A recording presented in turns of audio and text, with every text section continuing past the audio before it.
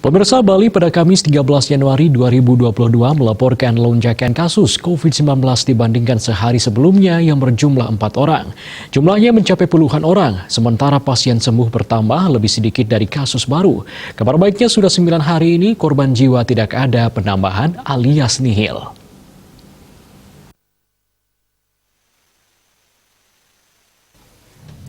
Menurut data Satgas Penanganan COVID-19 Bali, jumlah kasus baru yang dilaporkan sebanyak 26 orang. Kumulatif kasus yang ditangani Bali mencapai 114.471 orang. Tambahan kasus yang dilaporkan 5 kabupaten kota yakni Jembrane 13 orang, Badung 5 orang, Denpasar 4 orang, Tabanan 3 orang, dan Gianyar 1 orang. 4 kabupaten mencatat nihil kasus yakni Bangli, Klungkung, Karangasem, dan Buleleng.